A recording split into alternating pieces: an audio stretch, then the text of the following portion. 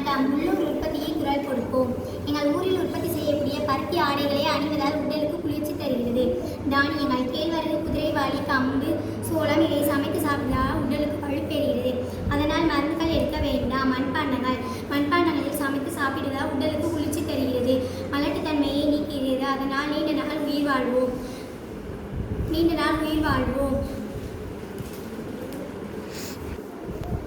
விவசாயம் எங்கள் ஊரின் முக்கியமான தொழில். எங்கள் ஊரில் விளையும் பயிர்களுக்கு கால்வாய் மூலமும் தேக்கு, தென்னமரம், மாமரம் போன்றது சொல்லி பயன்படுத்துகிறோம். ஏனெனில் நீரை சேமிக்கலாம். இப்போதுள்ள நிலையானது விவசாய நிலத்தை அழித்துவிட்டு கட்டிடம் கட்டுகின்றனர். ஆனால் நாங்கள் இன்னும் விவசாயத்தை நீர் ஊற்றாக கொண்டுள்ளோம். நாட்டின் முதுகெலும்பு விவசாயம். இதை பார்க்கும் நீங்கள் அனைவரும் விவசாய தொழிலை செய்யுங்கள், நாடு செழிக்கும்.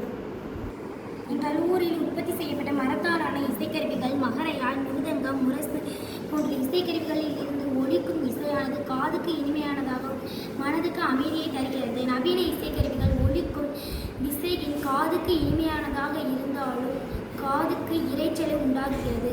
ஆதலால் இரைச்சலை உண்டாக்கும் காது கேளாமை, காது வலி, தலைவலி, மன அழுத்தம் போன்ற பல்வேறு நோய்களை ஏற்படுத்துகின்றன.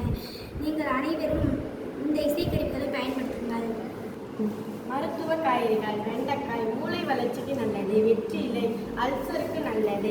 வல்லாரை ஞாபக சக்தியை உண்டாக்கும். பூண்டு வாய்வு தொல்லையை நீக்கும்.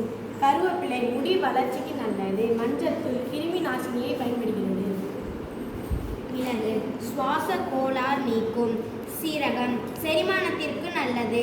வெந்தயம் உடல் சூட்டை தணிக்கும். கிராம்பு பல் வலிக்கு மருந்து பயன்படும். வெங்காயம் இதயத்திற்கு நல்லது.